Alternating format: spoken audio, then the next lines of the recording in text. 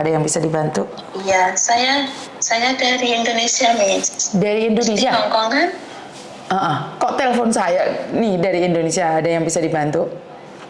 Iya, saya mau balik lagi ke Hong Kong, Mbak. Miss bisa bantu cariin saya majikan. Saya Hong Kong 6 tahun. 6 tahun. Sudah pulang di Indonesia berapa lama? Tahun 2020, 3 tahunan. Sudah 3 tahun. Oke, tak kasih nomornya PT aja sayang ya. Maunya calling visa nggak bisa ya? Itu proses ikut peraturan sayang, bukan saya yang tidak bisa. Kalau samain nggak lewat PT, samain nggak usah nunggu DPT, tapi proses tetap lewat PT. Maksudnya masuk PT itu kan cuma prosesnya aja. Makanya datamu kan harus ada di PT Mbak. Kalau nggak bisa online kan kita tidak bisa jual samain. Tak kasih nomornya PT ya sayang ya. Oke, Miss. Ya, oke, thank you. Oke, jadi walaupun kalian itu nggak bisa ya Mbak ya.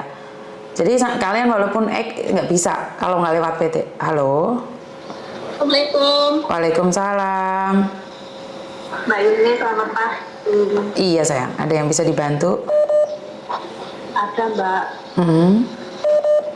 Mbak Yuni, saya mau cari. Saya sama Mbak Yuni itu juga punya anak perempuan ya Mbak. Saya mau sharing. Suara kamu pakai handfree Mbak, suaramu nggak jelas loh. Kemarin itu gini Mbak ya, aku minta tolong sama Mbak Yuni. Kalau misalnya saya salah atau gimana, aku minta tolong jenengan ya Mbak. Oke, tapi sebentar, kamu tahu kan saya lagi live nih secara langsung dan tidak langsung. Karena saya tidak ingin. Saya langsung telepon. Karena saya tidak ingin setelah viral kalian minta take down, karena Miss Yuni ini cuman di sini cuman buat konten aja. Kenapa sayang? Ya tahu. Gini ya Mbak, aku tuh kan menikah sama suami itu kan udah punya anak. Dan saya itu tinggal di rumah di tanahnya suami. Nah terus aku kan maksudnya menurut mereka kan saya buruk kayak gitu. Apakah kalau saya buruk itu nggak bisa berubah jadi baik loh Mbak? Sebentar, buruk dalam hal apa nih? Kok tiba-tiba jadi buruk? Karena menilai kan saya udah menikah punya anak gitu loh Mbak, datang di keluarganya suami saya, terus kan mungkin mereka tuh menilai saya tuh buruk atau gimana kan saya nggak tahu. Terus kemarin itu ada masalah keluarga, saya ngomong sama adiknya, terus sama kakaknya itu, maksudnya tuh biar dinasihati adiknya itu tuh malah jadinya salah paham. Kan kesabarannya orang itu kan juga ada batasnya ya Mbak ya. Aku ngomong sama kakaknya tuh bilang kayak gini, nanti kalau misalnya aku udah nggak tahan, aku aku nggak pulang, yang datang surat cerai loh Mbak. Aku bilang kayak gitu ya kan, tapi malah jadinya tuh salah paham, terus malah dia maki-maki anak saya. Dan anak saya kan di situ kan juga pendatang ya Mbak, ceritanya tuh hampir sama kayak kemarin mbaknya yang punya anak dari Afrika kemarin itu loh. Anak saya tuh dari kecil itu dibully, yang katanya hitam dan lain sebagainya gitu. Nah sekarang kemarin itu ada salah paham, adiknya suami saya itu sama kakaknya tuh marah-marah sama anak saya, katanya adu domba dan lain sebagainya kayak gitu. Kan wajar ya Mbak kalau anak saya membela ibunya gitu. Dia tuh marah-marah, terus katanya saya tuh dibilang turukmu jogolan kalau raimu semuanya, Pak, intinya tuh udah serendah-rendahnya di bawah gitu loh Mbak Yuni.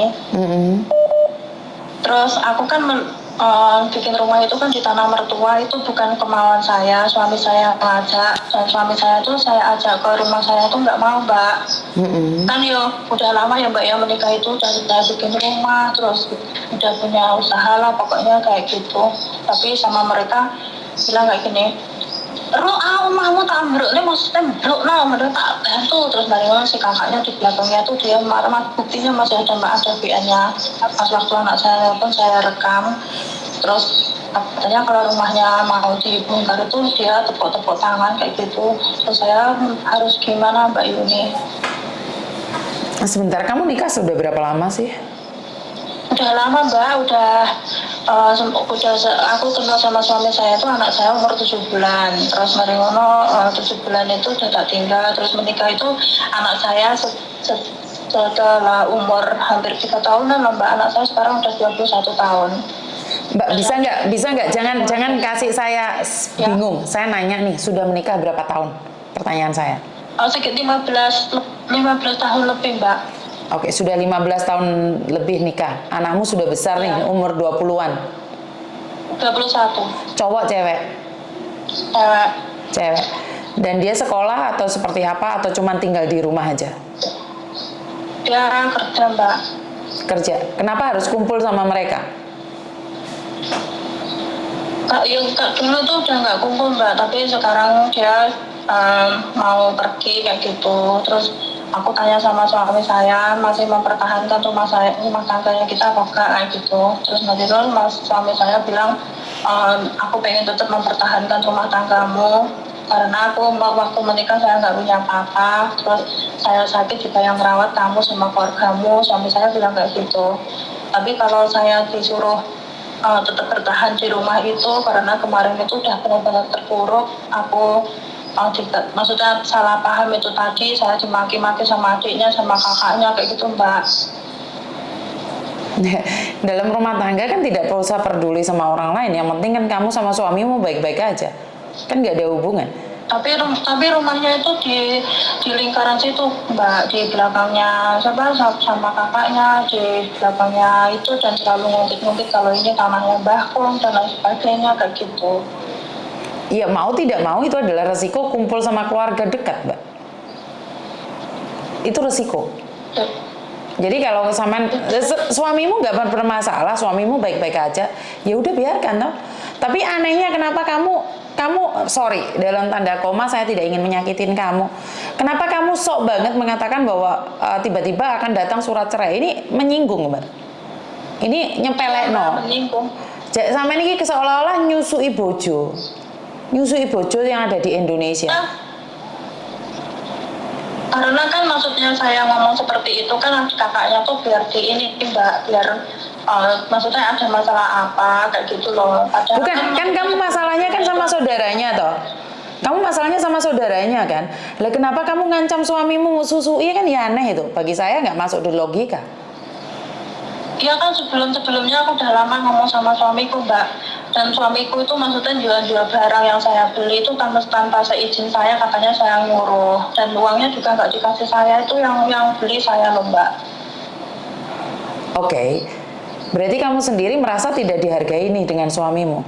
Kenapa harus bertahan? Dan selama ini kan maksudnya yang cari nafkah itu saya, dan kayak aku tuh berkorban itu maksudnya kayak nggak ada artinya. Terus kemarin itu saya jadi tahu dan paham ternyata maksudnya saya udah berusaha untuk masuk di keluarganya suamiku, berubah jadi baik atau apa, itu maksudnya tuh kayak nggak ada artinya kan yang ngomong itu adiknya sendiri, katanya saya harap ambian sampai aku awakmu gitu, tapi ngomong dengan nada kasar, kata-kata kasar yang sampai kemaluan kita itu disebut-sebut, kamu juga itu. Terus pada saya insya Allah saya tuh di sini kerja baik-baik, saya juga nggak jual diri gitu loh Mbak.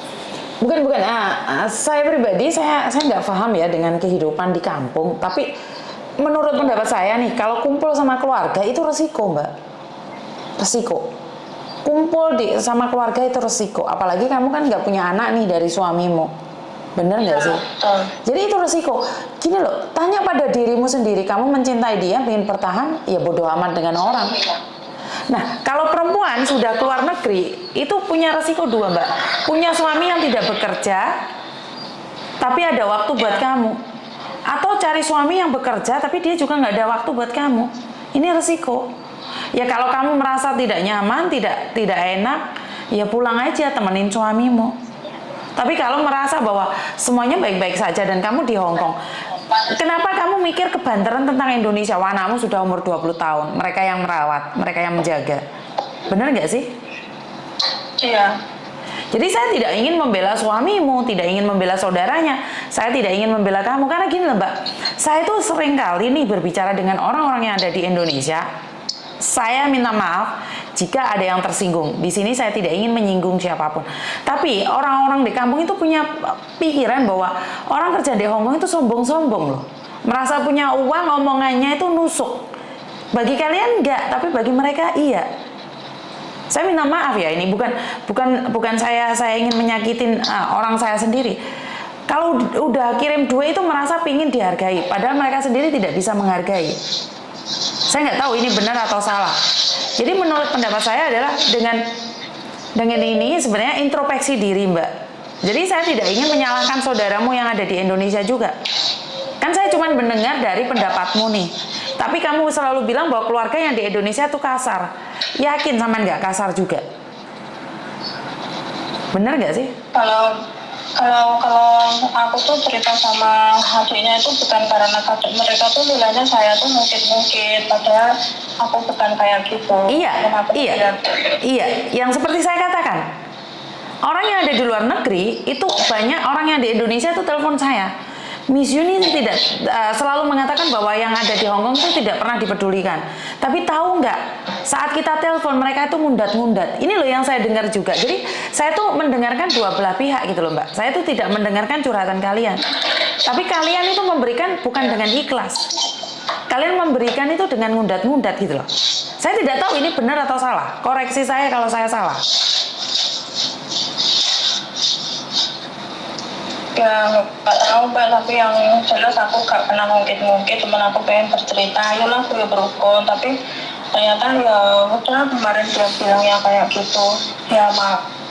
Berarti kan sampean butuh, berarti sampean butuh waktu nih. Sampean butuh waktu untuk menenangkan diri dulu. Jangan ambil keputusan untuk bercerai. Anakmu sudah besar, benar nggak sih? Ya. Dan umurnya jenengan juga bukan muda lagi. Jadi ini adalah butuh waktu, tenang aja dulu. Butuh waktu, tenang aja dikit. Pasti semua baik-baik aja. Jadi sana panas, kamu panas, suami panas, anak panas. Jadi ini meledos Mbak. Benar nggak sih? Hanya butuh waktu untuk tenang sesaat aja. Saat suasana sudah nggak nyaman, matiin HP-nya dulu. Ya Mbak. Dia tuh marah-marah Mbak, marah-marah kayak seakan-akan itu saya jadi wanita tuh kayak benar-benar serendah-rendahnya kayak gitu loh. Terus katanya bilang katanya tuh saya tuh nangis-nangis itu air mata buaya. Aku tuh enggak. Tapi menurutin mereka enggak ya, aku ya gak bisa menghakimi mereka gitu. Ya karena gini loh Mbak, kita tidak perlu diakui dan tidak perlu mengakui. Jadi dirimu sendiri. Kalau kamu punya uang aja nggak dihargai, ya udah diem. Simpenan duitmu dewe. Oke Mbak Yuni. Atau kamu sedang jatuh cinta sama yang lain nih? Enggak, astagfirullahaladzim, enggak Mbak Yuni. Saya cuma nanya. Saya tidak berburuk sangka. Paham nggak maksudku? Iya paham. Cuma dia. Anak juga udah besar. Om Hoya. Maksudnya kalau saya tetap di lingkaran seperti itu, maksudnya untuk masa tua saya itu kayak gak tenang gitu loh Mbak Yuni. Ya, sampean butuh waktu untuk tenang aja sih. Oke. Jadi waktunya untuk tenang dulu, istirahat dulu, berpikir lebih baik dulu. Jangan pikir yang aneh-aneh dulu. Ngerti nggak? Semuanya butuh waktu. Dan aku pesan sama itu ya Mbak, maksudnya sama orang-orang yang ada di luar sana, jika ada seseorang yang mau menikah terus sudah punya anak, dan kalau menilai maksudnya orang itu buruk dan maksudnya kayak seburuk-buruknya wanita di dunia, itu nggak semuanya orang kayak gitu. Jadi tolong kalau punya anak itu ya hargai anak, karena suami saya menikah sama saya itu juga udah punya anak, itu suami saya menerima, dan sama keluarganya tuh anak saya tuh selalu dibully persis kayak mbaknya yang kemarin itu. Oke, jadi pesan saya sampean adalah anak gawan ini kadang-kadang dibully, bener nggak sih? Iya, benar. Oke. Jadi harus kuat ya, sampean sabar dan yang tenang. Karena itu saya tuh tidak suka kalian tuh buat rumah di tanah orang lain. Saya lebih suka kalian beli tanah sendiri, buat rumah sendiri, ada apa-apa sendiri. Jangan sesekali mau buat rumah di rumah suami, di rumah saudara atau siapapun. Nah itu saya dari dulu tuh saya di rumahnya ibu saya itu juga udah ada tanah Mbak, tapi suami saya nggak mau tinggal di rumah ibu saya. Padahal saya sama Bukan, ibu saya tidak meminta kamu tinggal di rumah siapa sayang. Kamu kan bisa beli tanah sendiri. ya Benar nggak sih? benar Mbak, pengalaman sama mbak-mbaknya hati-hati kerja yang serius. Kalau kita miskin itu benar-benar di rumah pendatang itu maksudnya kayak nggak dihargai gitu loh Mbak, yang saya rasakan gitu. Aku juga nggak pengen dihargai, ngerti sedikit aja kayak gitu. Oke. Mereka itu malah salah paham kayak gitu Mbak Yuni. Oke. Jadi artinya adalah ya wis butuh kesabaran ekstra aja, dan sampean yang punya uang aja nggak dihargai, ya wis nggak apa-apa dikumpulin uangnya. Ngerti? Oke Mbak. Dan Terima kasih ya Mbak matur Yuni. nembah nuwun. Assalamualaikum. Waalaikumsalam. Pedih banget saat dapat telepon kayak gini. Kecewa banget jika mendengar seperti ini. Itu ada ya Mbak ya, karena gini loh Mbak, saya sendiri saya tidak akan seperti kacamata kuda yang cuma menghadap ke depan aja. Saya melihat samping kanan kiri ya. Saya paham sih kenapa sih kalau kita kerja di sini ngoyo-ngoyo terus tidak dihargai, kita ngundat-ngundat karena kita sudah capek. Saya itu paham banget. Saya sudah paham banget bahwa kita kerja capek nggak dihargai, akhirnya ngundat-ngundat.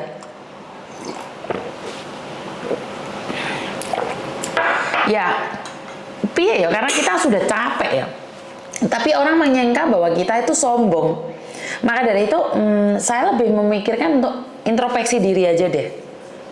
Kita harus introspeksi diri kita sendiri, bagaimana yang terbaik aja. Saya tidak akan menghakimi bahwa yang di Hongkong sombong, terus yang di Indonesia lelet atau apapun, itu adalah di luar kendali saya. Dan saya selalu bilang, kita kalau berbicara moral nih, lebih enak deh.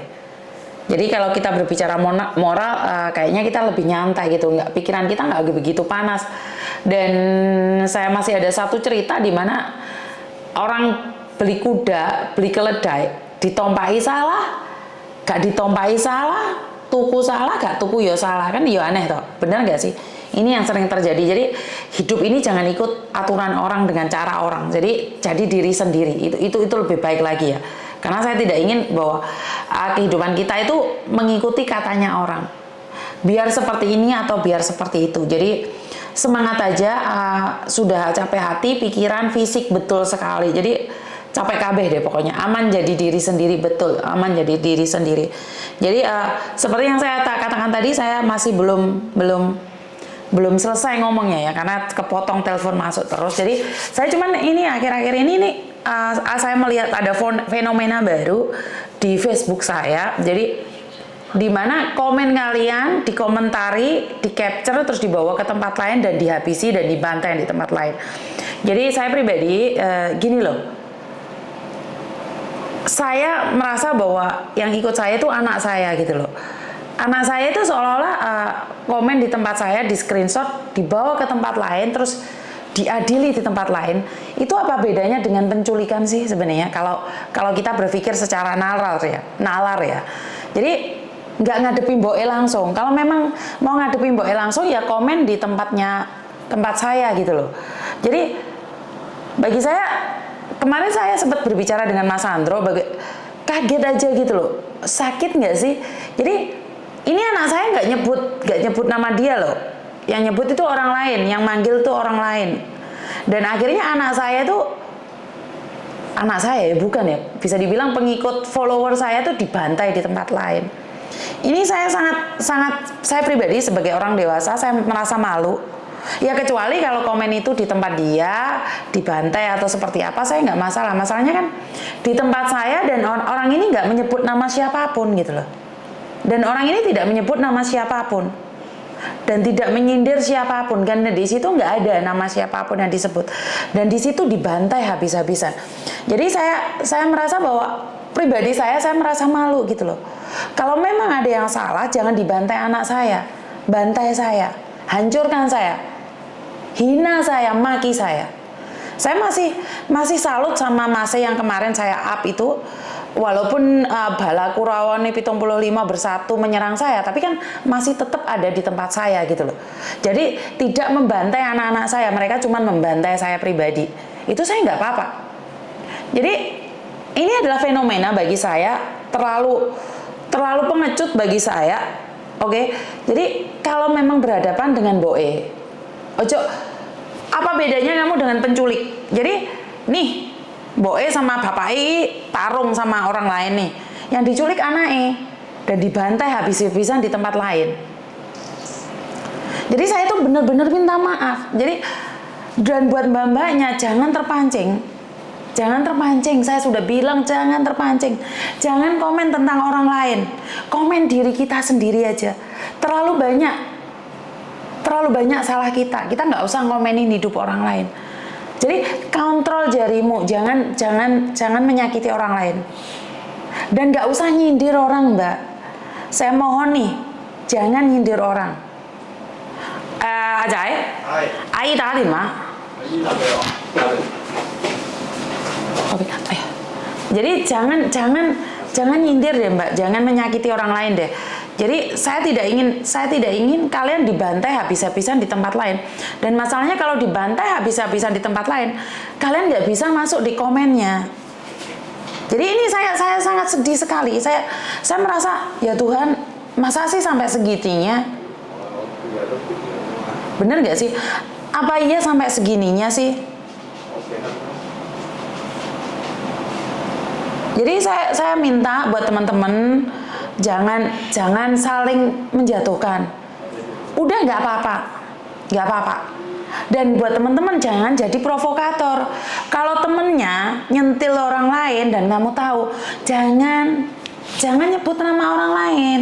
Terus kamu bawa orang lain. Lah kalau aku tahu maksudmu, kamu nyentil orang lain berharap dia komen di tempat. Tapi ternyata nggak komen di tempat, malah temenmu di screenshot dan dibantai. Paham nggak sih maksud saya? Jadi janganlah mengadu domba ya. Jadi sekali lagi, jangan mengadu domba. Jadi nggak apa-apa orang menghujat saya, orang menghina saya, orang menjatuhkan saya, nggak apa-apa. Saya ikhlas. Saya nggak marah. Dan ingat, kalau kalian membalas dengan memaki-maki orang lain, itu dosa buat saya, Mbak. Jadi itu benar-benar dosa buat saya. Saya benar-benar berdosa atas diri saya. Kenapa?